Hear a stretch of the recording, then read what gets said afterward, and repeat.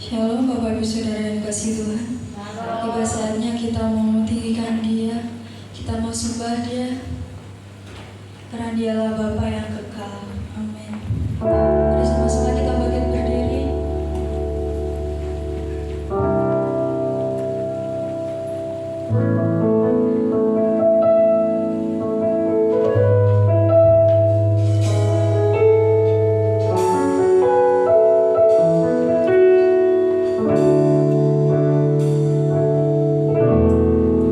Sia-sia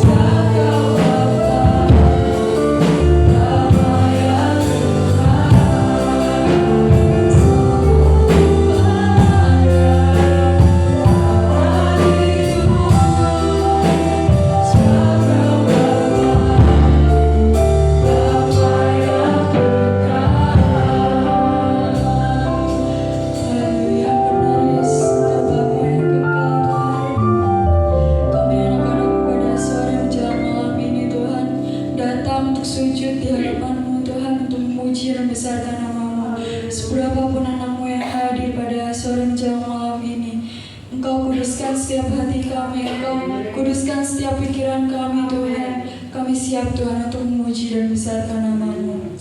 Doa ini kami alaskannya di dalam nama Tuhan Yesus Kristus. Haleluya. Amin. Ada sukacita saudara? Kita mau girang bersama Tuhan. Amin.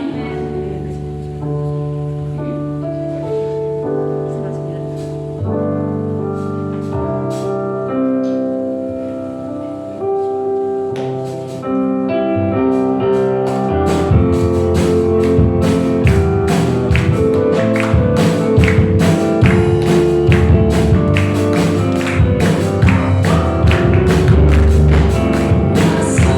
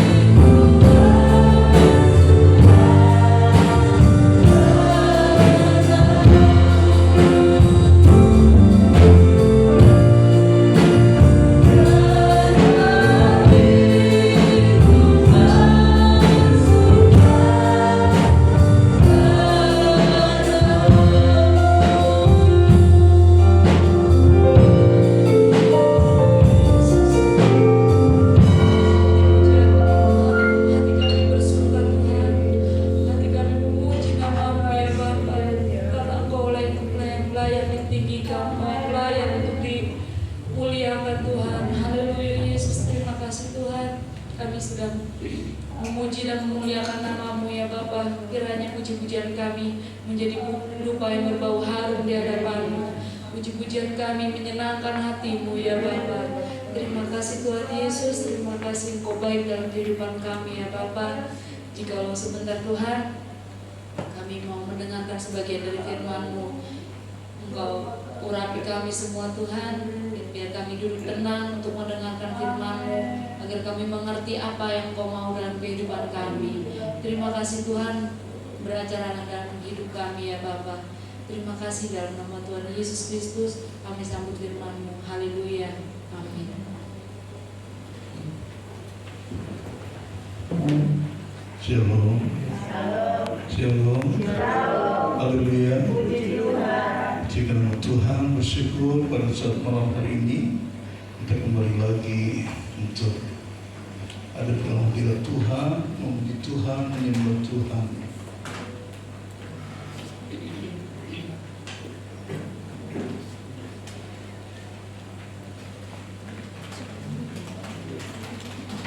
Kita buka Alkitab kita dalam Amsal pasal yang ketiga.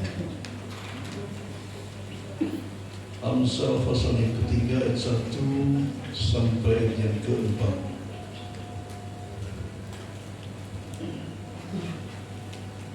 Bapak-bapak ayat 1, kaum wanita, bapak-bapak, kaum pria ya. Kaum pria ayat 1, kaum wanita 2, kaum bapak lagi 3, kaum ibu atau kaum wanita 4. Ya bapak-bapak dulu atau pria dulu, bareng-bareng sama om. 1, 3. Hai anakku, janganlah engkau melupakan ajaranku, dan biarlah hatimu memelihara perintahku. Karena panjang umur dan lanjut usia, serta sejahtera akan ditambahkannya kepadamu. Janganlah kiranya kasih dan setia meninggalkan engkau. Kalungkanlah itu pada lehermu, tuliskanlah itu pada loh hatimu.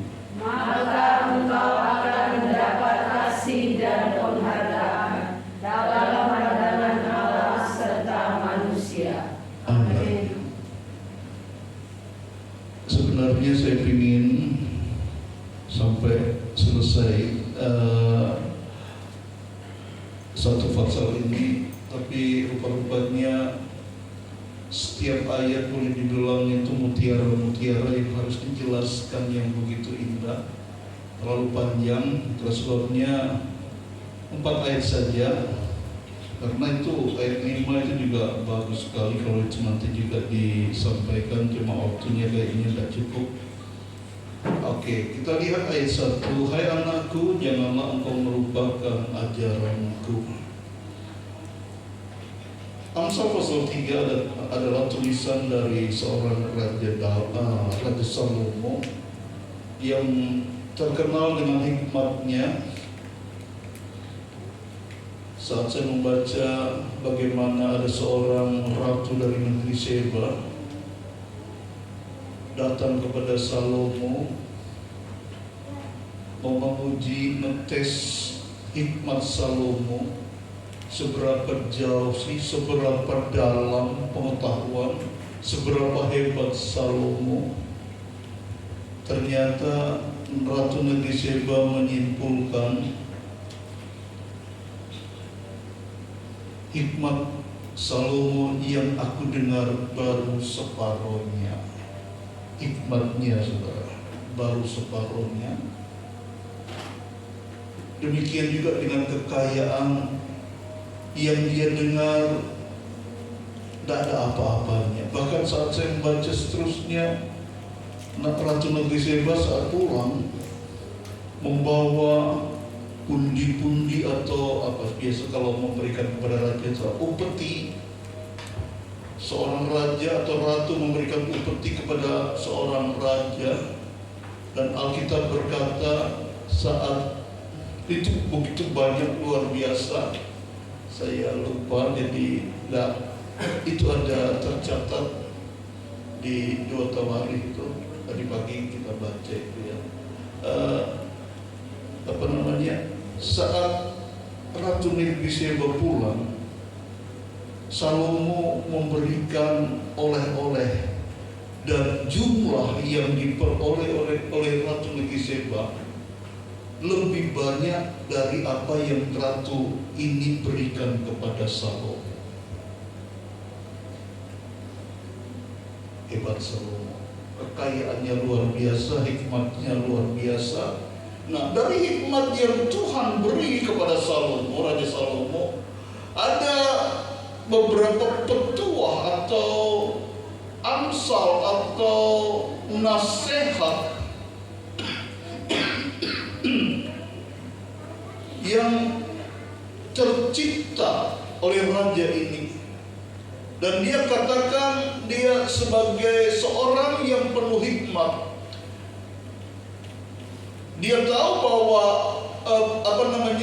tulisannya atau amsal ini nanti akan dibaca turun-temurun. Itulah sebabnya dia berkata, dia menempatkan diri sebagai seorang bapak hikmat. Sehingga dia berkata, "Hai anakku, karena nasihat ini untuk Salomo dan keturunannya dan orang-orang yang nanti akan membaca tulisan-tulisan daripada Salomo ini," dia berkata, "Janganlah engkau melupakan ajaranku, dan biarlah hatimu memelihara perintahku. Karena panjang umur dan lanjut usia serta sejahtera akan ditambahkannya kepadamu." Seorang yang penuh dengan hikmat, yang kita semua tahu hikmat Salomo datangnya dari siapa? Tentunya dari Tuhan. Karena seorang murid biasanya tidak akan pernah melebihi kemampuan gurunya, kecuali kalau dia berguru di tempat lain lagi. Lantas Salomo hikmat itu dari mana? Kalau bukan hanya dari ayahnya atau dari guru-guru yang ada di Israel itu saja. Tetapi hikmatnya Salomo melebihi dari hikmat semua yang ada di Israel.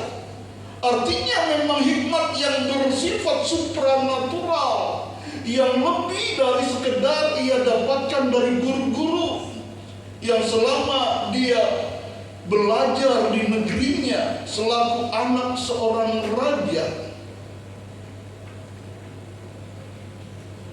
Nah, mungkin sehebat itu melebihi orang-orang atau guru-gurunya, tapi kenyataan yang ada semua tercengang dengan apa yang ada pada Salomo, karena memang hikmat Salomo datangnya dari Tuhan.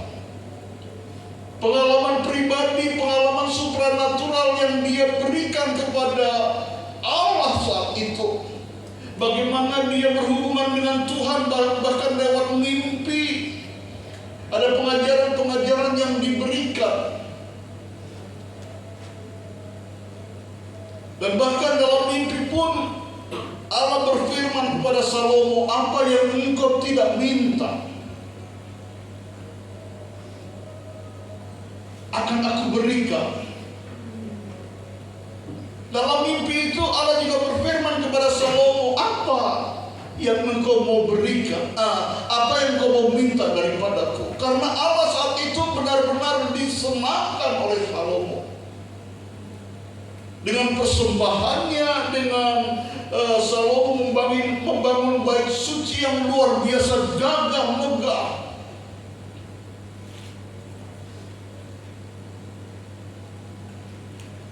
Allah harus hadir dalam mimpi dan dia menyampaikan.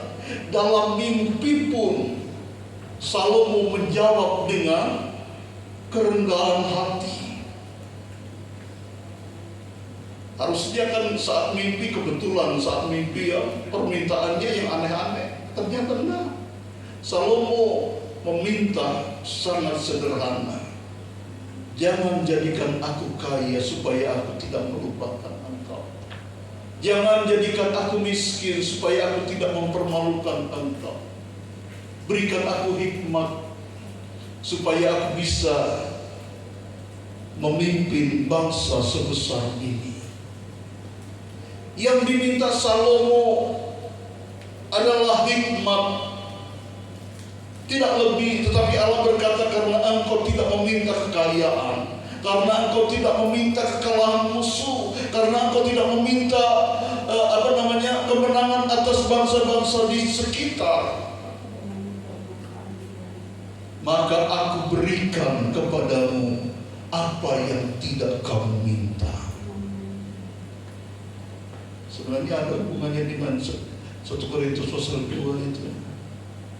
Apa yang tak pernah dilihat mata. Ternyata apa yang tidak pernah dilihat mata, yang tidak pernah didengar, apa yang tidak pernah timbul dalam hati, itu diberikan kepada Tuhan saat diberikan Tuhan kepada orang yang mengasihi. Salomo mengasihi Tuhan. Saat diminta, kamu minta apa? Aku minta hikmat. Sebenarnya yang dimaksud adalah aku minta Tuhan. Yang dimaksud Salomo, bukankah engkau adalah hikmat itu? Aku minta engkau ada di dalam kehidupanku. Sehingga dia dengan mudah berkata, hai anakku, janganlah engkau melupakan ajaranku. Ya, saat itu dia berkata ajaranku adalah ajaran Salomo, tetapi di dalam Salomo ada Tuhan, firman Tuhan.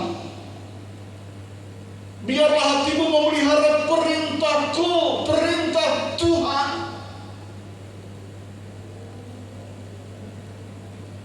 Dan janganlah kiranya nanti itu ayat 3. Karena panjang umur dan lanjut usia serta sejahtera ditambahkannya kepadamu. Panjang umur dan lanjut usia adalah sesuatu yang selalu didambakan oleh setiap orang. Apalagi kalau orang-orang itu adalah orang-orang yang lagi senang, sukses, jatuh cinta. Bahasanya puitisnya mesti, aku mau hidup 1000 tahun lagi. Bagaimana kalau kita dikejar-kejar utang? Bahasanya beda, saudara ya. Kalau saat sukacita, wah, berada di taman yang indah, wah, atau nembak seseorang langsung diterima, aku mau hidup 1000 tahun lagi. Ya, kalau ditolak rasanya melihat gantungan.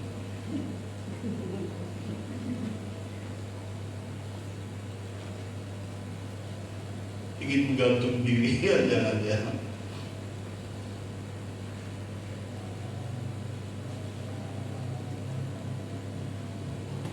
Dan apalagi di zaman dulu, saudara, ya memang zaman dulu lanjut usia bukankah itu sebuah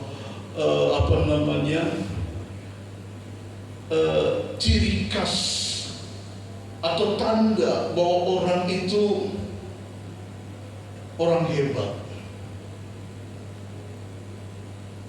Sampai sekarang pun kalau lihat ada orang-orang yang lanjut usia, baru dengan usia 80 tahun ke atas itu, kita yang masih umur 50-an, 40-an, 30-an apalagi, wow, bisa nggak aku mencapai ke sana?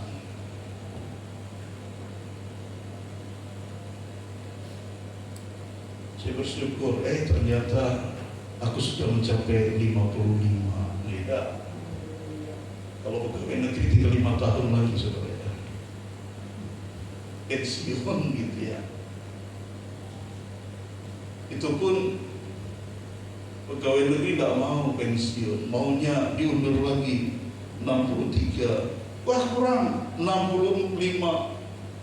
Kalau boleh 70 tahun. Karena masih merasa sehat. Artinya panjang umur, lanjut usia itu didambakan oleh semua orang.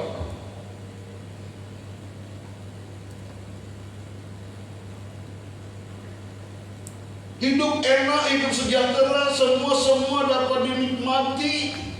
Tidak ada penyakit di dalamnya. Wah, apa sih artinya 1000 tahun lagi? Kalau perlu plus lagi.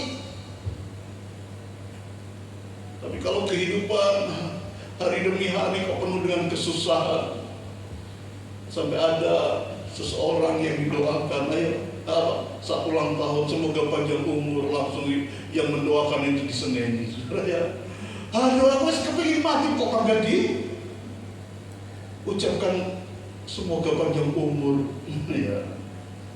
Tapi intinya panjang umur, lanjut usia adalah sebuah kebanggaan bagi semua orang. Cucu-cucunya pasti bangga. Kalau sudah 70-80 tahun biasanya bukan cuma cucu, cicit. Kalau orang Jawa ada sampai keturunan ke-7 ya. Paling ke-7, yang ke-7 itu gantung sibur gitu ya. Kalau nggak salah seperti itu. Mas Johan hafal nggak? Pak D mungkin. Anak, cucu. Kalau Jawa apa? Buyut ya. Buyut, setelah buyut apa berarti? Cangga, itu keberapa itu? Cangga keempat. Anak, cucu, buyut, cangga, 4, 5 apa? Anak-anak muda udah ngerti gitu. Apa berarti? Gantung siwon udah tahu. Gantung siwon itu ke-7 kalau nggak salah, saya masih ingatnya ke-7 itu. Kok sampai gantung siwon baru kecangga aja langka gitu ya. Ya, panjang umur, lanjut usia adalah sesuatu yang langka, tetapi itu kebanggaan, saudara. Rahasianya apa? Karena umur panjang dan lanjut usia serta sejahtera itu ditambahkan kepadamu apabila hatimu memelihara perintah Tuhan. Apabila engkau tidak melupakan ajaran Tuhan.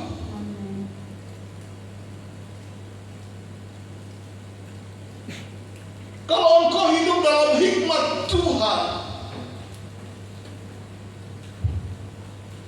itu semua ditambahkan.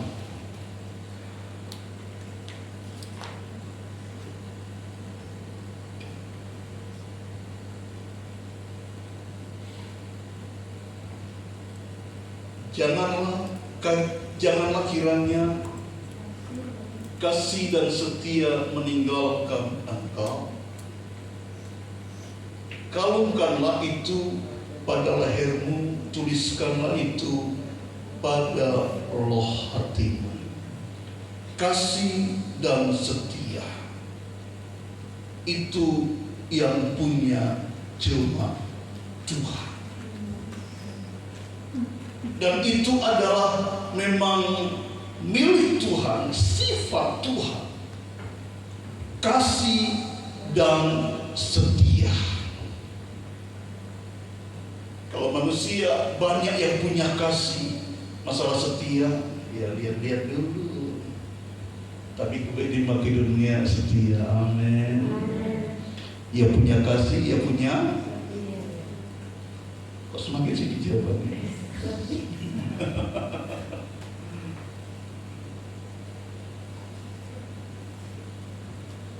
Kasih dan setia jangan sampai itu meninggalkan engkau.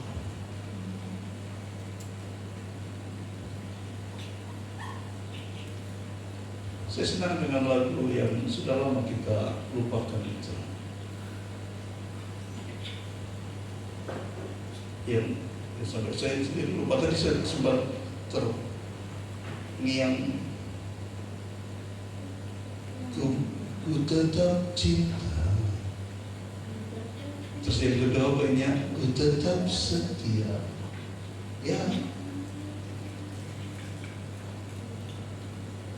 Anak-anak Tuhan harus lebih banyak berjanji di hadapan Tuhan. Aku tetap mau mengasihi, mencintai Tuhan dan setia. Usahakan itu diucapkan supaya tidak lupa. Saat lupa, ucapkan lagi, oh iya, aku harus tetap cinta dan setia di hadapan Tuhan. Kiranya kasih dan setia jangan sampai itu meninggalkan engkau. Bagaimana supaya kasih dan setia itu tidak kita tinggalkan di dalam kehidupan kita? Resep dari seorang Raja Salomo, dia berkata, kalungkan itu pada lehermu, catat kasih dan setia. Tuliskanlah pada loh hatimu kasih dan setia. Jangan sampai itu lepas di dalam kehidupan kita.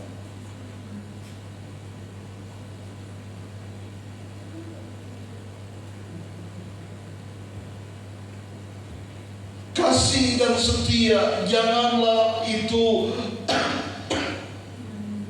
meninggalkan kita. Sekali lagi, resep yang disampaikan oleh Raja Salomo untuk supaya jangan sampai kasih dan setia meninggalkan kita, yaitu dengan cara kita mengalungkan. Ada seorang hamba Tuhan yang supaya hari-hari dia membaca Alkitab karena sering lupa, karena Alkitabnya mungkin disimpan.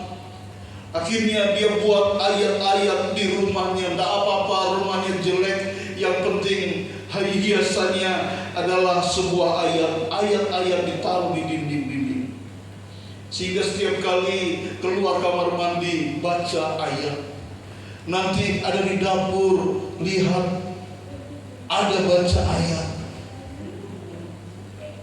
Di kamar mau tidur, begitu berdoa, buka mata sebentar mau tidur, lihat di dinding situ ada ayat firman Tuhan. Kata-kata yang membangkitkan, kata-kata yang mengingatkan. Jangan sampai kasih dan setia itu meninggalkan engkau. Kalungkan pada lehermu. Ya, kalau mungkin sekarang dipraktekkan, rasa-rasanya lucu, saudara. Tapi bangsa Israel memang biasa lakukan itu.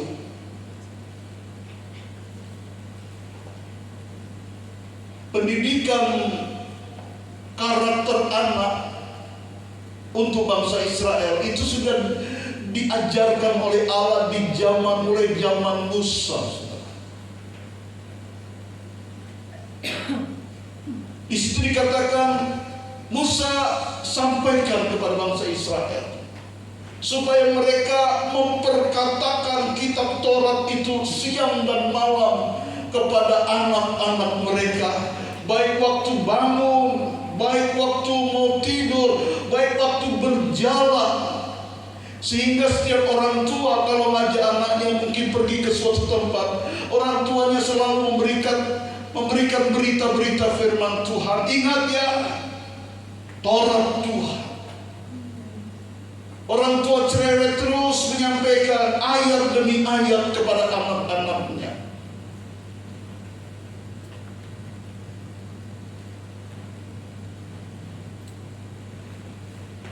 Tidak ada kesempatan anak-anaknya main gadget, karena memang belum ada waktu itu, saudara ya.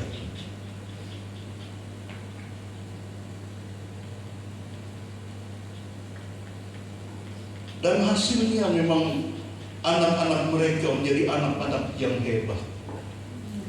Diperkatakan siang dan malam kepada anak-anaknya. Nanti anak-anak sudah besar, begitu menikah punya anak-anaknya disampaikan lagi bagaimana pengalaman bangsa Israel keluar dari Mesir. Bagaimana dulu Bapak Abraham saat masih merintis keluar dari Ur Kasdim berjalan, mempunyai anak Ishak, Yakub sebagai bapak-bapak leluhur bangsa Israel. diceritakan semua oleh orang tuanya, agar firman itu termeterai di dalam loh hati anak-anak. Janganlah kiranya kasih setia meninggalkan engkau. Kalungkanlah itu pada lehermu. Tuliskanlah itu pada loh hatimu supaya tidak lupa. Bahkan nasihat firman Tuhan juga kepada Yosua yang saat itu menggantikan Musa untuk memimpin bangsa Israel. Kalimat-kalimat itu juga disampaikan. Perhatikan coba di dalam Yosua pasal yang pertama, saudara. Sedikit saja.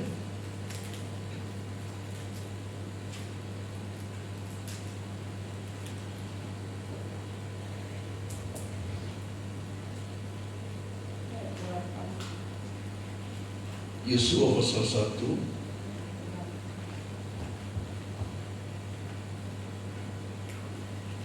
Yosua penuh dengan ketakutan. Yosua melihat Musa adalah sosok orang hebat. Lantas siapa aku ini? Itulah sebabnya coba ayat yang ke-6 dulu. Ayat 7. Ayat 7. Ada nasihat firman Tuhan untuk Yosua. Jalannya kuatkan dan teguhkanlah hatimu dengan sungguh-sungguh. Bertindaklah hati-hati sesuai dengan seluruh hukum yang telah diperintahkan kepadamu oleh hambaku Musa. Janganlah menyimpang ke kanan atau ke kiri, supaya engkau beruntung kemanapun engkau pergi. Jangan menyimpang ke kanan dan ke kiri. Ayat yang ke-8. Janganlah engkau, apa saudara? Lupa memperkatakan kitab Taurat ini, tetapi renungkanlah itu siang dan malam, supaya engkau bertindak hati-hati sesuai dengan segala yang tertulis di dalamnya. Sebab dengan demikian perjalananmu akan berhasil dan engkau akan beruntung. Bukan cuma direnungkan, tetapi ada sebuah kalimat perkatakanlah. Di mana itu? Ayat 8, janganlah engkau lupa memperkatakan. Artinya begini saudara, bagaimana supaya memperkatakan? Mungkin kalau kita saat suami dengan istri memperkatakan, mempercakapkan. Saat dengan teman-teman, percakapkan itu, utarakan. Saat santai atau guyon, ayat firman Tuhan disampaikan. Saling menyampaikan ayat-ayat firman Tuhan supaya tidak lupa, saudara.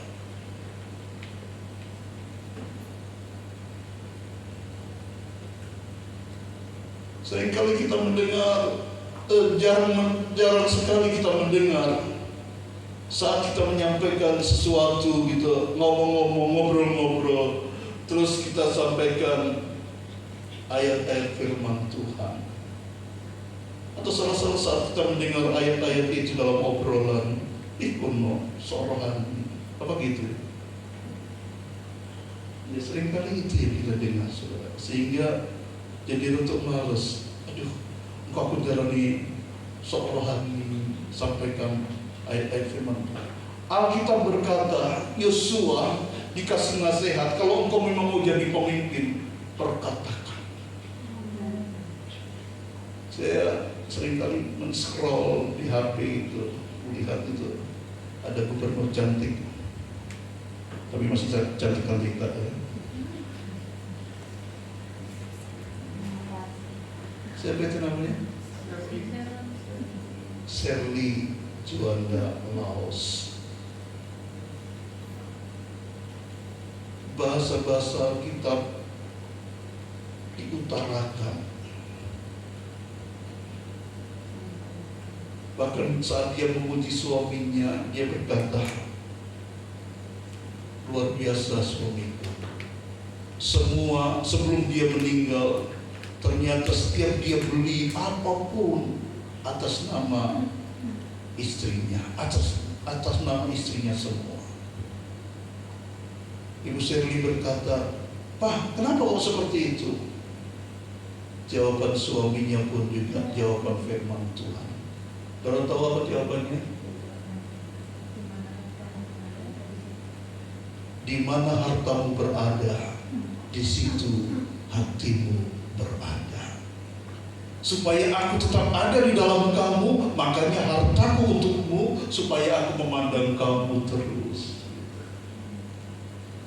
Jadi amin ya.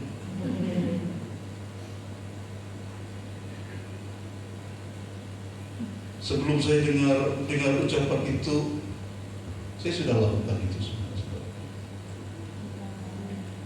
Tanya Tante Ita. Semua motor-motor itu kecuali yang punya Yona, itu memang punya Yona. Motor-motor, mobil, rumah di sana. Oh iya, saya punya yang atas nama Ferry Kasih. Semua atas nama Tante Ita. Supaya hatiku tetap melekat. Susri, gimana? Ya.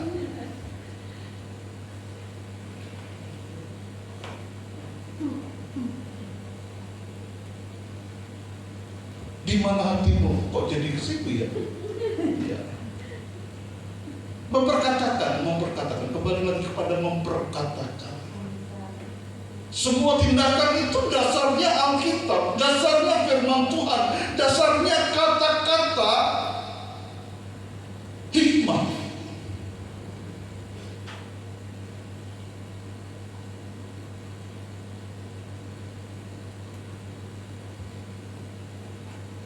Amsal berkata, janganlah kasih dan setia itu meninggalkan engkau luka. Artinya jangan jauh-jauh dari perkataan hikmat Tuhan. Tuliskan dan itu pada roh hatimu. Jangan sampai kita lupa memperkatakan itu. Jangan sampai kita lupa membaca dan renungkan. Selain kita perkatakan, artinya kalau kita perkatakan itu kita bisa dengar, orang lain pun dengar. Tapi renungkan berarti hubungan pribadi kita dengan Tuhan. Begitu luar biasa ya perkataanmu Tuhan. Ayat 4 katakan, maka engkau akan mendapat kasih dan bukan pengharapan. Engkau akan mendapatkan kasih dan penghargaan.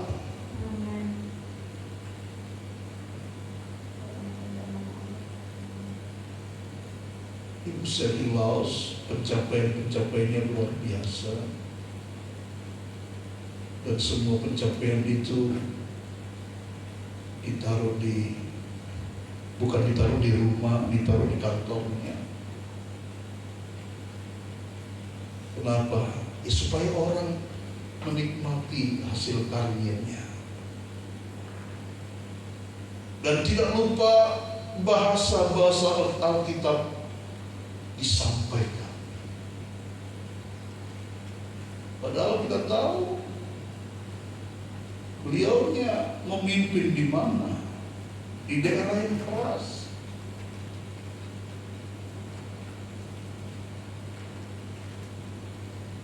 Tapi di situ dia menjadi terang.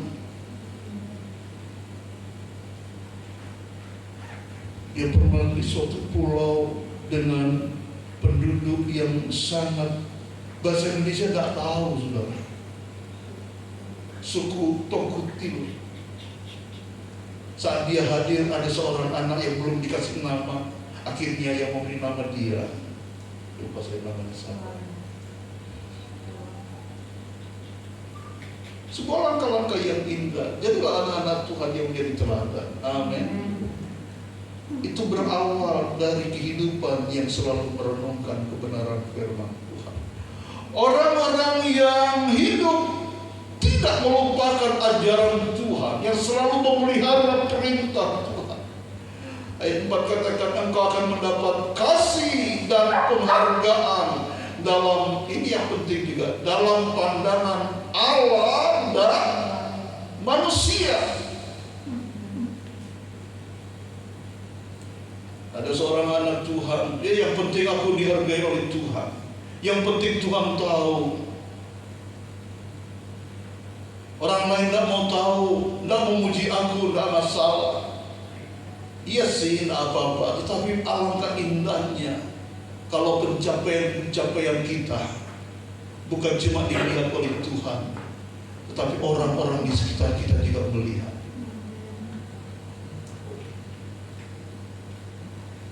Ada banyak anak-anak Tuhan yang dicintai Tuhan, tapi belum tentu dicintai manusia.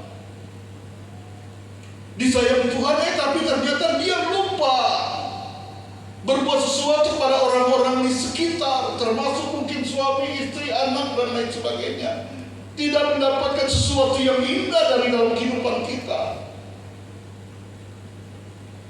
Tapi kalau orang-orang yang hidup memelihara firman Tuhan,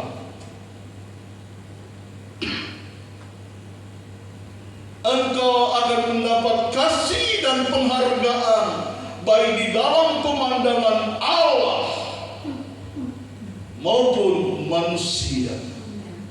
Ada juga anak-anak Tuhan yang kayaknya semua memuji-muji, tetapi Tuhan melihat dia. Tuhan merasa engkau sudah meninggalkan aku, engkau tidak berguna. Ada juga. Tetapi berbeda dengan apa yang dikatakan oleh Raja Salomo ini. Kalau engkau hidup berpegang kepada kebenaran firman Tuhan, engkau mendapatkan penghargaan baik di hadapan Tuhan maupun manusia. Alkitab mencatat ada seorang nabi yang dari kecil dia tumbuh, dan dalam pertumbuhan Alkitab mencatat kehidupan dia menyenangkan hati Tuhan, disukai Tuhan dan disukai manusia. Siapa yang tahu? Tak kasih 10.000. Siapa yang disukai oleh Tuhan dan manusia? Samuel siapa? Samuel, saudara ya, Nabi Samuel. 1 Samuel pasal yang ketiga kalau nggak salah. 2. Tolong kalau kita bacakan. 1 Samuel pasal 2 ayat 26. Tetapi Samuel yang muda itu, yang masih muda itu, mana yang muda-muda ini? semakin besar dan semakin disukai, baik di hadapan Tuhan maupun di hadapan manusia. Di hadapan Tuhan dan di hadapan manusia, Samuel itu disukai. Itu tadi ayat 26. mungkin yang ayat yang ke-20 atau 19-nya itu ada rahasia kenapa Samuel disukai itu. Membaca Alkitab, terus tidur di rumah Tuhan. Di atasnya ada 5 ayat sebelumnya.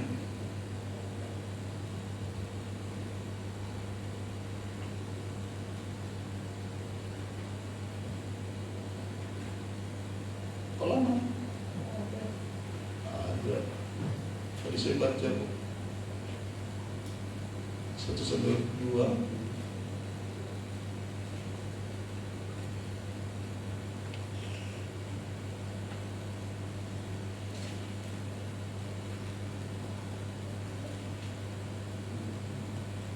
Tadi ayat 26 tuh. Ya. Ayat 18. Adapun Samuel menjadi pelayan di hadapan Tuhan, ia masih kanak-kanak, yang anak-anak yang tubuhnya berlilitkan baju efod dan kain lenan. Apa itu maksudnya baju efod dan kain lenan? Pakaian keimamatan. Hidupnya penuh dengan pengajaran firman. Begitulah saudara. Adapun Samuel, adapun Samuel menjadi pelayan di hadapan Tuhan. Dia masih muda, saudara, tidak disebutkan usianya, tapi ia masih anak-anak yang tubuhnya berlilingkan baju efod dan kain lena. Dari kain lena. Terus apa ayat 19? Nah, ini juga peran orang tua. Setiap tahun ibunya membuatkan dia jubah kecil. ya, artinya ada keterlibatan orang tua untuk mencetak anaknya menjadi hamba Tuhan. Amin. Nanti Mbak Niken, Mas Banto jangan nangis ya kalau Ipil jadi hamba Tuhan ya. Amin.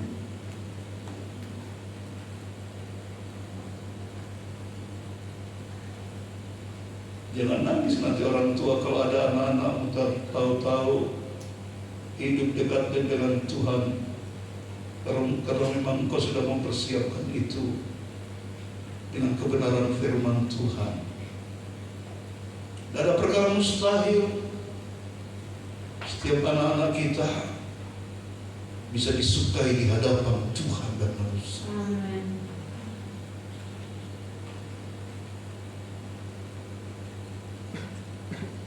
Samuel disukai oleh Tuhan dan manusia.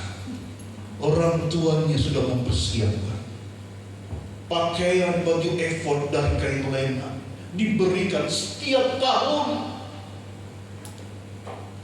Bukan cuma cita-cita Samuel, tapi ini juga cita-cita orang tua menjadi anak yang berhasil, menjadi seorang nabi. Saudara tahu, Samuel adalah seorang nabi yang dipilih oleh Tuhan untuk melantik raja pertama Israel dan raja kedua Israel, Saul dan Daud.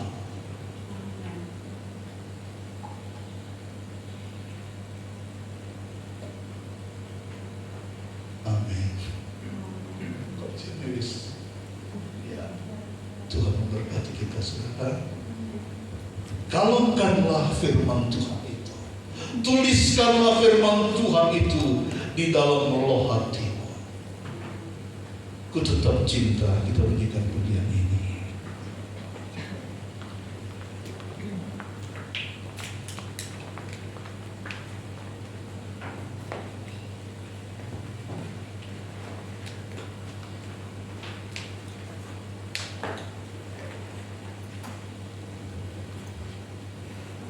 Kami harus memikirkan.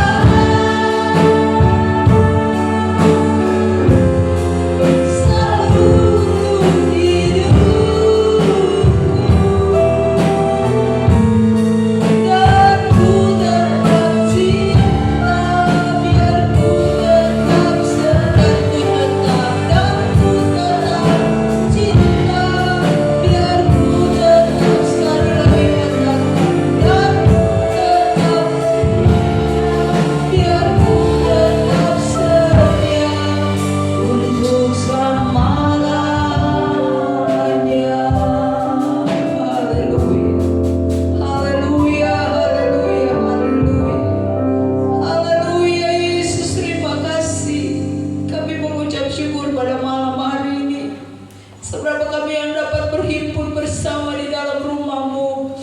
Kami dapat memuji menyembah Engkau. Kami dapat menikmati firman Tuhan. Biarlah setiap benih firman yang ditaburkan oleh hamba-Mu termeterai di hati kami yang baik. Hamba-Mu sudah berhenti menyampaikan firman-Mu, isi hati-Mu Tuhan. Tetapi kami rindu kuasa firman merubah kami. Kuasa firman-Mu memberkati kami. Kuasa firman menguatkan kami. Jadikan kami anak-anak-Mu yang menjadi pelaku firman-Mu di akhir zaman ini. Kuatkan kami Roh Kudus. Mampukan kami Roh Kudus untuk setiap firman yang kami terima itu boleh kami praktekkan dalam kehidupan kami. Boleh kami perkatakan kepada orang-orang yang kami kasihi di sekeliling kami bahwa firman yang hidup itu sanggup menolong hidup kami. Terima kasih Bapa yang baik, berkati hamba-Mu yang sudah melayani kami dengan firman Tuhan. Pakai hamba-Mu, urapi setiap pelayanan hamba-Mu, kesehatan, kekuatan dari Tuhan menyertai kehidupan hamba-Mu. Begitupun kami yang datang pada malam hari ini Bapa, Engkau yang menjadi penolong dalam hidup kami, baik dalam rumah tangga kami masing-masing, baik dalam setiap pribadi lepas pribadi kami. Engkau kekuatan kami, Engkau sukacita kami, Engkau penghiburan di dalam kehidupan kami. Terima kasih Bapa. Terima kasih. Kalau sebentar sebelum kami pulang dari tempat ini ke rumah kami masing-masing, kami akan membawa korban persembahan. Kuduskan setiap persembahan kami, kuduskan hati pikiran kami saat kami memberi persembahan di hadapan Tuhan, agar berkat-Mu Tuhan menjadi bagian kami semua. Dan sebentar kami pulang, sertai hidup kami, sertai langkah hidup kami Tuhan. Tibakan kami di rumah kami masing-masing dengan selamat. Jauhkan dari segala mara bahaya kecelakaan, tetapi penyertaan Tuhan, keselamatan dari Tuhan menjadi bagian kami. Terpujilah nama-Mu Tuhan. Berkat Tuhan dicurahkan dan kami boleh menikmati setiap berkat yang Engkau berikan buat kami. Ini doa kami kepada-Mu ya Bapa. Kami mau akhiri ibadah kami di malam hari ini hanya di dalam nama Tuhan Yesus Kristus. Kami berdoa dan kami tutup ibadah saat malam ini. Haleluya. Amin. Selamat malam, Tuhan Yesus memberkati.